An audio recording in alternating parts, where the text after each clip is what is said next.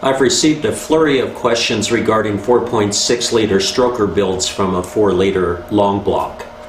The Tony Hughes interview series prompted a great deal of interest and drove traffic to the website regarding the 4.6 liter stroker build, and we've carried on that conversation since.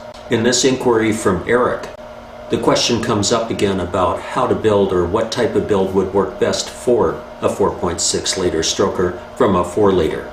Eric writes, I currently run a stock non-rebuilt 4 liter engine with 214,000 miles on it and am looking to rebuild this summer to a 4.6 liter.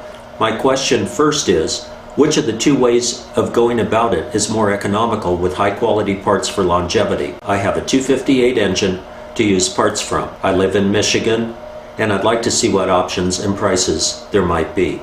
Eric went on to say that this is going to be a daily driver, and he wants longevity out of this engine and the least expensive approach that will work properly. In the Tony Hughes interviews, it came down to we have the option with the 258 4.2 liter crankshaft and a 4 liter block of using either the 4 liter connecting rods or the 4.2 liter connecting rods. Since the block deck gets milled, you end up surfacing the block deck to match piston height, so that's not as much of an issue. You also have to compensate for pushrod length to get the hydraulic lifter height correct in the process of building the long block. But those issues have to do with the cylinder head height and the block deck height. So really it comes down to you have the choice of either connecting rod and you also have the choice of compression ratio. There are pistons available to use the 4 liter rods and position the piston so that it will be in the proper relationship with the use of a 4.2 liter crankshaft, or you can use the 4.2 liter connecting rods and a piston that's designed to work in a 4 liter block. If you watch the HD videos and go to the lengthy articles that I've written to the subject at the magazine site, you'll find part numbers, references, and so forth. Either approach will work in my view, especially for an engine that's going to spin to 4,200 to 4,500 RPM peak.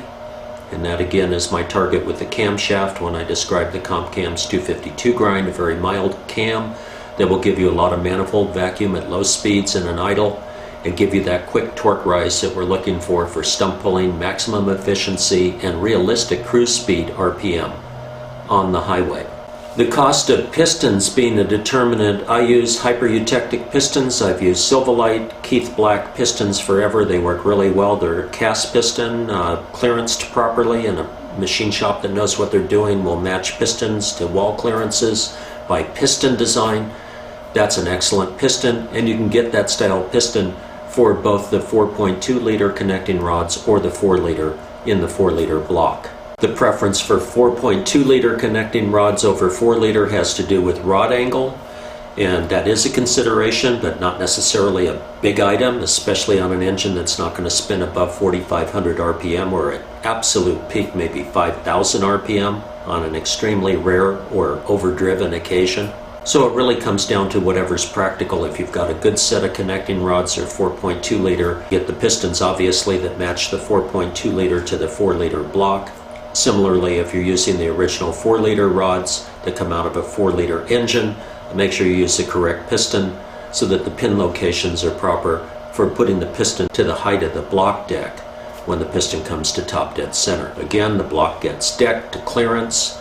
The cylinder head is usually milled just as part of the remanufacturing process. In terms of cost, there is very little cost difference in properly building a 4.6 liter engine or a 4 liter stock engine. The steps of a normal rebuild or remanufacturing of a 4 liter engine are exactly the same steps that you're going to take with a 4.6 liter stroker build. Since you already have the 4.2 liter 258 crankshaft and connecting rods, that cost is offset. That would be an outsourced core otherwise and would be an additional cost over rebuilding the stock 4 liter engine. Accounting for the fact that you have the 258 parts, the only difference would be slight cost variables around the pistons. And of course, if you go to forged pistons, you're going to step up in cost in that area as well. The cylinder head work is just like remanufacturing the head for a 4 liter build. Unless you're going to run the engine over 5,000 RPM, there's no point in doing anything more than a quality rebuild of the original 4-liter cylinder head. By the time you're done, depending upon choices that you would make, whether you're building a 4-liter engine or a 4.6-liter engine, the costs will fall into line accordingly. In essence, anybody rebuilding a 4-liter engine would be very wise to consider the 4.6-liter stroker build, because there is so little cost differential once you get past outsourcing a 258 or 4.2-liter crankshaft.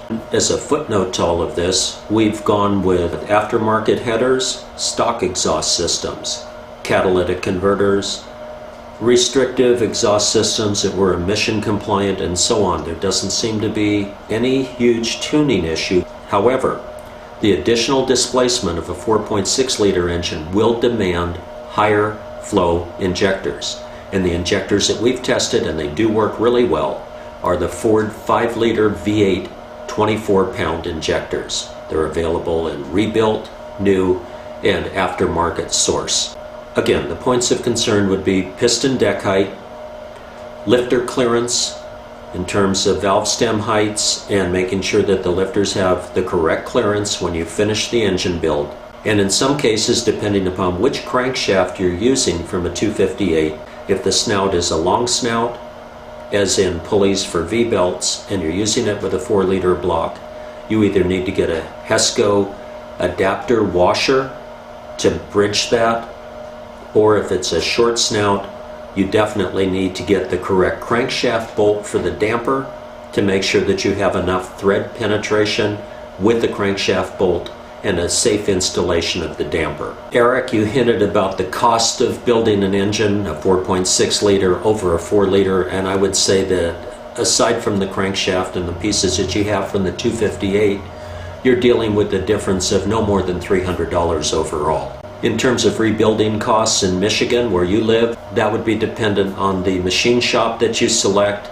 and the extent to which you blueprint the engine during the rebuild. Tony Hughes only does it one way. The engine is blueprinted, every single clearance and tolerance is accounted for, and balancing is part of every rebuild. So Tony's type of rebuild, the Hughes Performance long block, would lean toward the higher end cost, not because Tony gouges or anything like that, but because of all of the machining, including the recent 4.6-liter that we tested that had porting and other custom work done to the cylinder head that amounted to hours of additional labor. When asked the question, how much does it cost to build a long block 4.6, again, aside from the 4.2 258 parts that you have to outsource, the cost is similar to a 4-liter and could run anywhere from, I'm going to throw the figure out, of $1,800 for parts and labor to $3,500 to $4,000, depending upon what degree of parts and machining you choose for your engine build.